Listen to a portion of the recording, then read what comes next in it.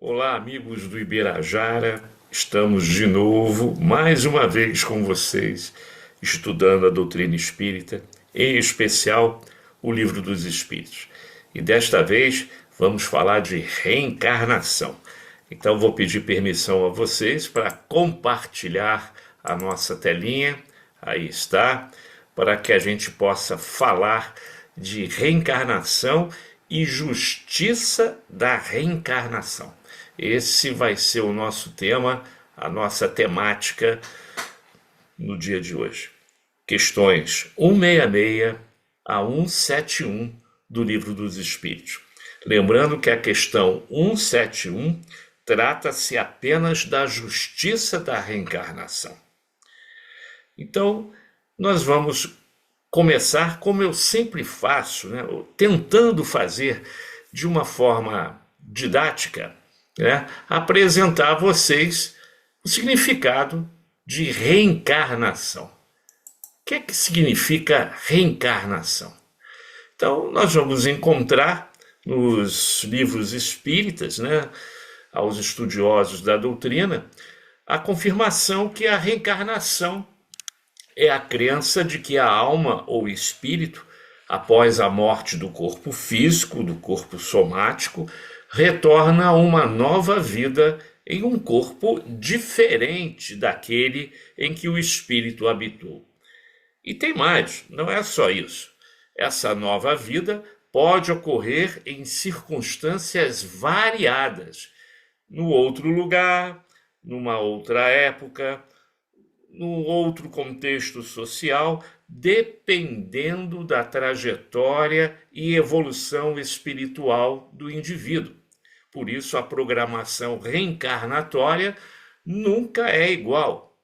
É sempre diferente, de acordo com as necessidades que o espírito necessita para a sua evolução. E aí a gente pode perguntar, a palavra reencarnação é patente da doutrina espírita? Claro que não. Nós sabemos que durante muitos séculos antes de Jesus e antes do Livro dos Espíritos já existia a ideia da reencarnação. Por isso eu trouxe algumas culturas, algumas filosofias, para que a gente possa flertar com elas e saber que isso não é, nenhum termo exclusivo da doutrina espírita, da doutrina kardeciana. Longe disso. Então, nós trouxemos, para iniciar essa pesquisa, o hinduísmo. Então, a reencarnação é um dos princípios centrais da crença religiosa hinduísta. A alma, chamada de Atman, passa por um ciclo chamado Sansara, que é o ciclo de nascimento, morte e renascimento. Esse processo é governado pela lei do karma, ou seja, as ações que realizamos em uma vida determinam as circunstâncias de nossas vidas futuras. O objetivo final do espírito, no hinduísmo, é alcançar a moksha, a libertação desse ciclo de renascimentos, unindo-se com o divino. Então, o hinduísmo já tinha uma ideia bem presente, bem interessante do que nós temos da doutrina espírita, bem semelhante. Então, já é uma cultura que veio muitos séculos antes do advento do Livro dos Espíritos. A outra que nós podemos também chamar aqui é o budismo. E no budismo, a reencarnação também está presente, com algumas semelhanças com o hinduísmo, né? E algumas diferenças também. Porque para os budistas, a reencarnação está relacionada ao conceito de sofrimento e a necessidade de alcançar o nirvana, o estado de iluminação e cessação de sofrimento. Só quando você chega ao nirvana, o sofrimento é finalizado. E o ciclo de reencarnações chamado samsara, é visto como uma condição de sofrimento contínuo até você encontrar o nirvana. E o objetivo do praticante é superar o apego ao mundo material e alcançar a libertação. Veja que coisa interessante. Também trouxemos a filosofia grega. Aqui nós vemos nos modelos, os desenhos que nós trouxemos, nas fotos, de Pitágoras, Sócrates e Platão, nessa ordem. Pitágoras, Sócrates e Platão. E o que é que a Grécia Antiga nos informava, né? Através desses filósofos, né? Todos eles, e Kardec confirma isso, né, na sua obra do Pentateuco Kardeciano, que todos eles defendiam a ideia de reencarnação. Platão, em particular, acreditava que a alma era imortal e que passava por várias vidas até alcançar a perfeição. Por isso que Kardec rotula Sócrates e Platão como precursores da doutrina espírita, e com todo o mérito. Segundo ele, a alma existia antes do nascimento e carregava consigo as lembranças de vidas passadas. Essas ideias influenciaram profundamente o pensamento ocidental e ajudaram a moldar o conceito de reencarnação em tradições posteriores. Bom, continuando a nossa pesquisa, nós chegamos ao cristianismo primitivo. Sim, porque embora o cristianismo atual não aceite a reencarnação, né, a doutrina cristã apostólica romana não aceita a reencarnação como parte da sua doutrina oficial, há registros, e vocês podem pesquisar isso na internet, né, de que algumas correntes cristãs primitivas acreditavam nesse conceito. Como o próprio Jesus trouxe essa informação e estudando com os apóstolos, com os gentios, com todos aqueles, somente lá no Sermão do Monte, onde ele explicava de forma clara e objetiva, inclusive no diálogo com Nicodemos, a importância da reencarnação. Os essênios, que é uma seita judaica que viveu no primeiro século após Cristo, e alguns grupos gnósticos viam a reencarnação como parte do plano divino. No entanto, a Igreja Cristã oficial acabou por rejeitar a ideia de reencarnação lá no Concílio de Constantinopla, no século VI. Oficialmente, ela terminou aí. Mas como eu falei aqui dos judeus, da seita judaica, eu gostaria de falar também sobre o judaísmo. No judaísmo existe uma vertente reencarnacionista. Ela, claro, né, o judaísmo, nós sabemos, tem uma variedade de crenças sobre a vida após a morte. E a reencarnação, o Gilgul, é uma crença presente, especialmente entre os judeus místicos, chamados cabalistas.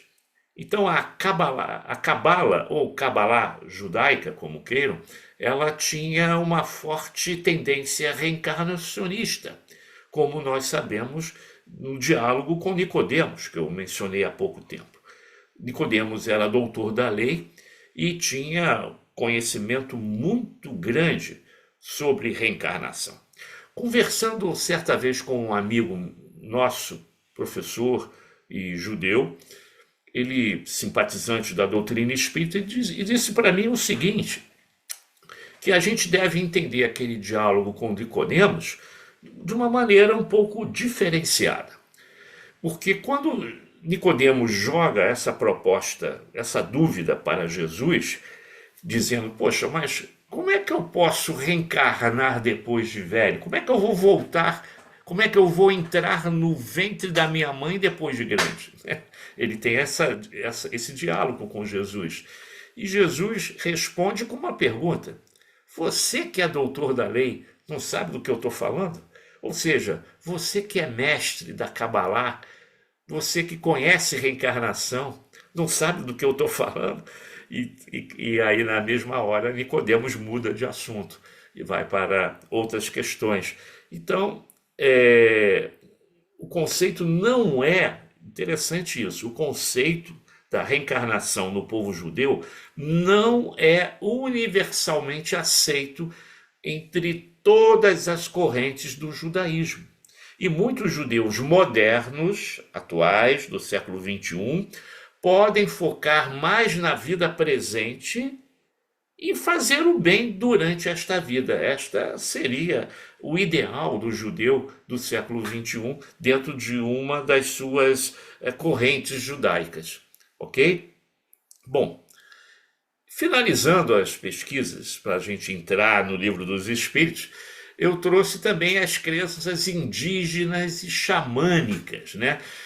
Como vocês veem aí nas fotos que a gente traz aí para vocês apreciarem. Algumas tradições indígenas e xamânicas, principalmente da América do Sul, da África e da Ásia, também possuem crenças em formas de reencarnação ou retorno do espírito, especialmente entre os ancestrais e membros da mesma tribo ou clã, reencarnando ali entre eles, né, de forma efetiva.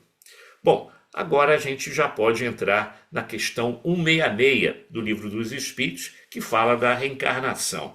E Kardec, de forma muito inteligente, como sempre, inicia um ciclo de perguntas fazendo o seguinte questionamento: como pode a alma que não alcançou a perfeição durante a vida corpórea acabar de depurar-se? E aí a resposta dos amigos espirituais é muito simples: sofrendo a prova de uma nova existência. Kardec talvez tenha feito essa questão para obter a confirmação do que ele já entendia como reencarnação. E a gente só vai poder, em nova existência, se depurar e alcançar um degrau a mais na escala evolutiva infinita do espírito. E imediatamente ele fez uma subpergunta. Essa questão 66 tem 3 subperguntas. E aí ele pergunta na 166A: como realiza essa nova existência? Será pela sua transformação como espírito? E eles respondem de novo: depurando-se, a alma indubitavelmente experimenta uma transformação, uma modificação, e para melhor, é claro, mas para isso necessária lhe é a prova da vida corporal. Então ele vai ter que ter um novo planejamento reencarnatório, numa nova ambientação reencarnatória, para aí dar prosseguimento às suas experimentações, os seus testes, as suas vitórias, para continuar no ciclo evolutivo do espírito. Na 166B, Kardec reforça a seguinte questão: a alma passa então por muitas existências corporais? Parece que ele já sabe a pergunta, mas ele faz para saber da consistência da resposta, se está de acordo com aquilo que eles já falaram anteriormente. E o Espírito de Verdade diz, claro, né? Sim, todos contamos muitas existências. Os que dizem o contrário pretendem manter-vos na ignorância em que eles próprios se encontram. Esse é o desejo deles, né? Com certeza, né? Então, Kardec, não satisfeito, ainda faz uma outra subpergunta, que é a subpergunta C. Parece resultar desse princípio que a alma, depois de haver deixado um corpo, toma outro, ou então que reencarna em novo corpo. É assim que se deve entender? E ele só responde o seguinte: evidentemente, eles já conheciam Kardec, sabia que ele estava fazendo uma pergunta já com a resposta subentendida, então eles não vão perder tempo. Evidentemente, é essa a ideia. Interessante que a gente percebe, nós que somos espíritas, né, que estudamos e sabemos que somente a reencarnação pode explicar, né, as, as existências tão diferenciadas de uma criatura para outra, em todos os sentidos, né? Vemos na reencarnação uma excelente ferramenta de aprendizado e de evolução. Então, todos os grandes problemas que nós encontramos nas reencarnações tão variadas, tão múltiplas, né, que nós encontramos por aí, somente essa palavrinha mágica chamada reencarnação pode explicar por que que um espírito é tão diferente do outro, com dificuldades que o outro não tem, com necessidades que o outro não tem, para a sua própria evolução espiritual. Certa vez fui convidado a fazer um estudo numa mocidade espírita e a garotada querendo estudar, querendo conhecer, mas ainda engatinhando nos princípios básicos da doutrina, e uma delas é a reencarnação, uma certa jovem se levantou e falou assim que ela achava que a reencarnação é um castigo de Deus. Ela falou isso. A reencarnação é um castigo de Deus. Aí, como sabem, eu não posso esperar muito para dar uma resposta mais elucidativa, né? Mas a minha maneira intempestiva de ser e objetiva, às vezes eu até posso, com as minhas expressões, com o meu vocabulário, com a minha postura vocal, machucar as pessoas. E não foi diferente dessa vez, né? Aí eu falei assim, bom, alguém não está entendendo bem a doutrina espírita. Acho que o pessoal aqui está estudando errado a reencarnação, né? Eu tentei ser amável, mas eu fui tão amável como uma patada de um elefante, né? E a menina, coitada, ela sentiu um baque, né, da minha resposta, né? Forma dura, incisiva, porque essas coisas a gente não pode deixar rolar livremente, passar para o outro assunto. Não. Viu o erro, viu o absurdo, a gente tem que ser objetivo na resposta, né? E sincero. Não tão sincero para machucar o nosso irmão, né? Mas eu tive que ser incisivo e dizer, olha, alguém aí não está estudando direito a doutrina espírita. E aí eu expliquei que a reencarnação é a única, a mais justa e a melhor de todas as ferramentas dentro da lei divina para possibilitar a todos nós um momento de evolução espiritual. Revendo os nossos erros, as péssimas opções do nosso livre-arbítrio e, a partir daí, tentar, numa nova oportunidade reencarnatória, fazer o trabalho de casa de forma correta. E quantas encarnações nós já tivemos para alcançar um objetivo que, infelizmente, demoramos muito, porque aquele homem velho do egoísmo, da vaidade, do ódio, andava ao nosso lado. Foi preciso muito e ainda temos que andar bastante, né?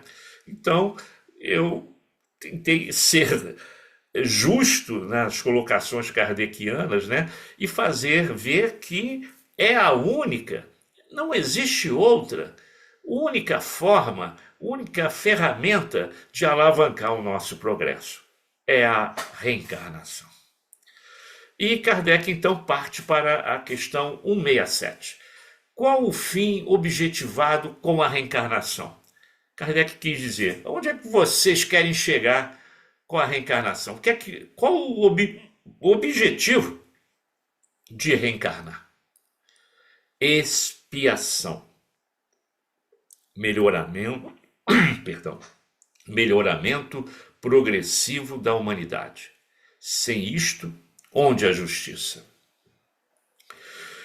Então a justiça de Deus se faz presente pelas oportunidades reencarnatórias, onde, nessa existência atual, estamos tentando refazer os erros do passado recente ou remoto.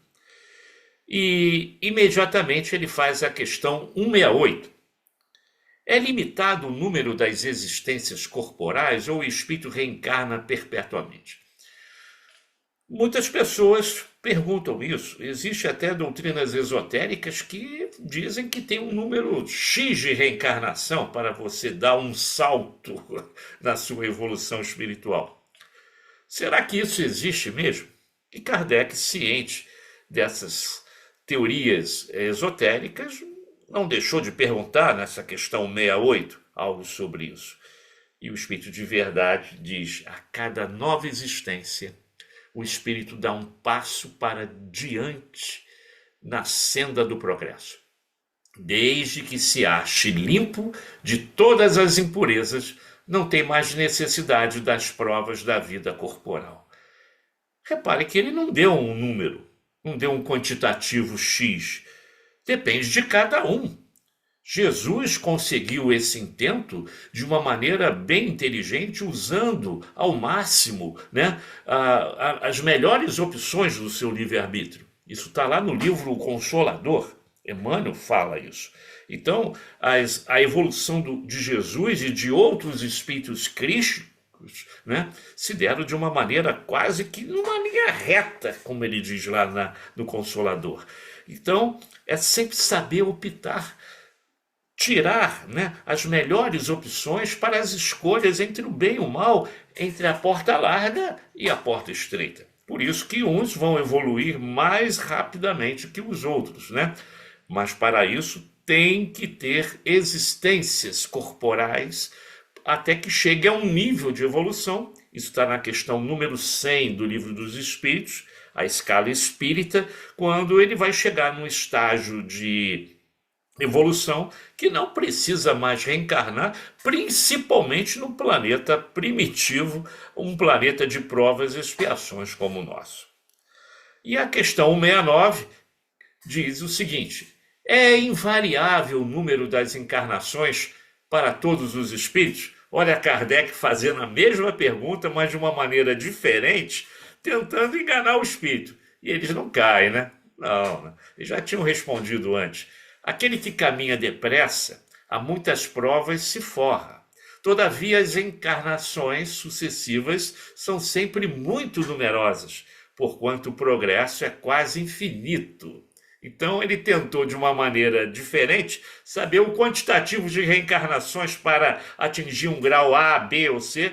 Então, os espíritos não caíram nessa armadilha e foram bem claros, dizendo que as reencarnações são sucessivas, são numerosas e que todos nós deveremos passar por elas. Isso aí não tem como fugir. E a 170, finalizando o estudo da reencarnação. Depois ele vai entrar na justiça da reencarnação com uma pergunta única. Mas a 170, fechando, ele diz: o que fica sendo o espírito depois da sua última encarnação? Ora, quem não quis saber disso, quem nunca perguntou a si mesmo sobre isso antes de ler o Livro dos Espíritos? Porque a resposta está lá na questão 170. E o Espírito de Verdade diz de forma simples e objetiva: espírito bem-aventurado, puro espírito, espírito crístico de primeira ordem, como está lá na escala espírita apresentada por Kardec. Espírito puro, espírito crístico. E agora a gente vai entrar na justiça da reencarnação. Como eu falei, para o meu conceito, a única ferramenta justa para que a gente possa evoluir dentro da justiça divina. Em que se funda o dogma da reencarnação? Essa palavra dogma aí já deu muito bate-papo legal na seara espírita.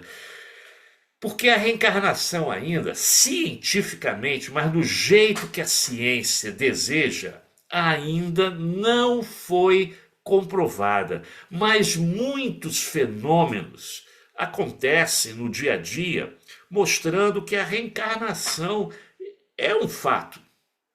Muitos cientistas já flertaram com a terapia de vidas passadas, já fizeram regressão de memória, vários livros falando de crianças que do nada começam a descrever a sua vida passada, os locais em que viveu, o nome das pessoas com que conviveu, mas cientificamente, dentro de um critério ortodoxo, dentro da ciência, ainda não temos uma confirmação da forma como gostaríamos de ter. Estamos caminhando para isso, mas ainda torna-se um dogma, mas no melhor sentido dessa palavra, né? Porque muitos já aceitam de forma clara e objetiva, de forma lógica e racional, como nós espíritas, mas outros ainda investigam, ainda não se dão por felizes dentro de um conceito, como eu falei, mais ortodoxo dentro da ciência. Então é uma questão muito delicada que Kardec fez e que o Espírito de Verdade respondeu assim. Na justiça de Deus e na revelação, pois incessantemente repetimos, o bom pai deixa sempre aberta a seus filhos uma porta para o arrependimento. Não te diz a razão que seria injusto privar para sempre da felicidade eterna todos aqueles de quem não dependeu o melhorarem-se? Não são filhos de Deus todos os homens? Só entre os egoístas se encontram a iniquidade, o ódio implacável e os castigos sem remissão. Isso me faz pensar numa grande obra de Kardec, O Céu e o Inferno, onde ele descreve o inferno como um castigo de Deus em que as pessoas lá viverão eternamente no fogo do inferno, torturadas eternamente. E Kardec, então, logo no início, na parte 1 do livro Céu e Inferno, ele começa a questionar: que inferno é esse? Que pai é esse? Que Deus de amor e de misericórdia é esse? Que não vai dar uma oportunidade ao seu filho de se redimir? E isso só pode acontecer através da reencarnação. Então, realmente, tivemos que lidar com esses dogmas da igreja colocado de forma impositiva, através do medo e do terror, onde nós não podíamos questionar. Por isso a importância do século das luzes, do iluminismo francês, onde, a partir daquele momento, já poderíamos questionar alguns dogmas da igreja, algumas colocações muito infelizes, né? Castigando a todos nós, onde estava aí o amor divino, o perdão. Não era Deus de perdão? Não era isso que Jesus veio nos trazer? Um Deus de amor, de perdão, de novas oportunidades, e que só a reencarnação poderia nos proporcionar. Então, a doutrina espírita, dentro dessa lógica de filosofia e de ciência e também de religião, nos traz esse conceito de oportunismo através de uma nova experimentação, de uma nova vida, de uma nova reencarnação.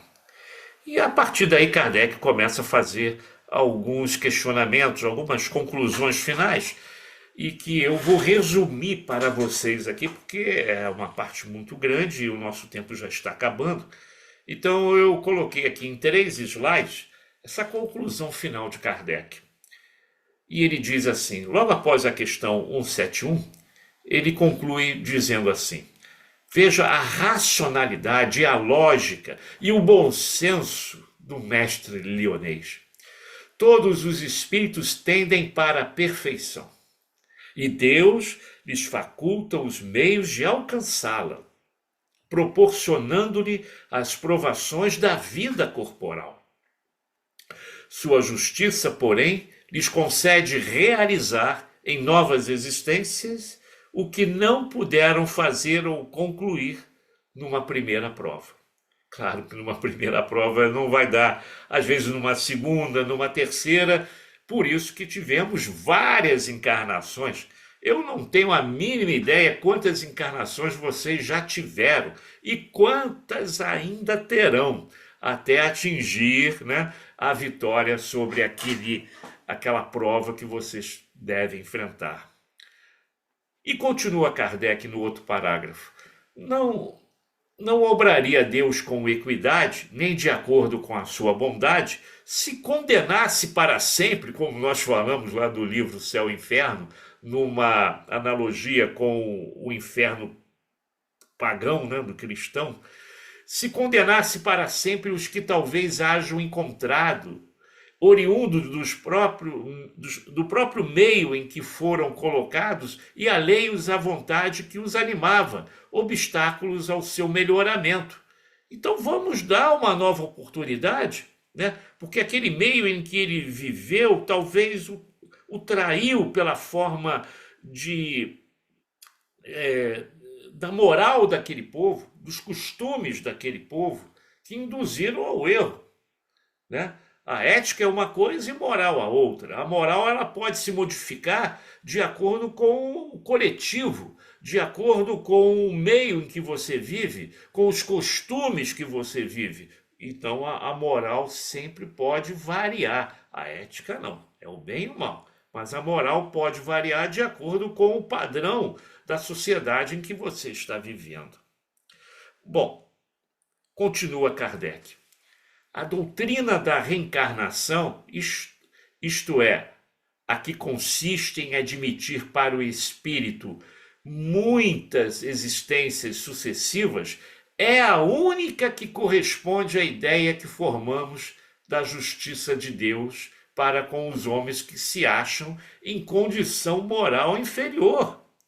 Como eu falei, é a única ferramenta que a gente acredita que seja eficaz, né? A única que pode explicar o futuro e firmar as nossas esperanças, pois que nos oferece os meios de resgatarmos os nossos erros por novas provações. Repetindo de ano na escola, vamos fazer os mesmos exercícios até a gente aprender e passar de ano. A razão nos indica que os espíritos a ensinam dessa maneira, né? Então, o advento do Consolador prometido veio para isso, para mostrar e comprovar a importância da reencarnação. E finalizando,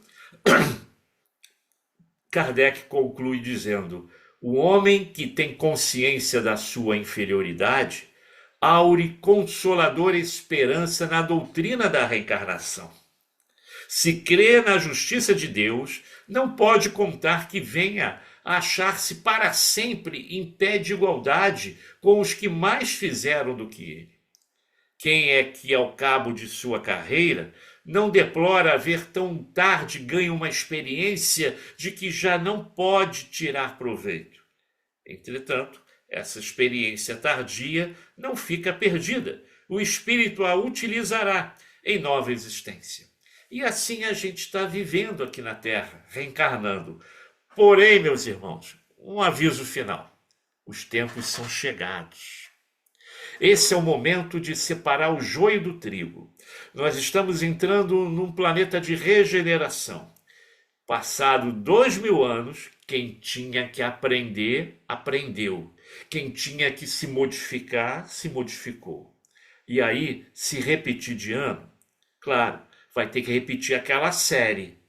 Só que não vai ser mais no planeta Terra. Que o planeta Terra agora é um planeta de regeneração.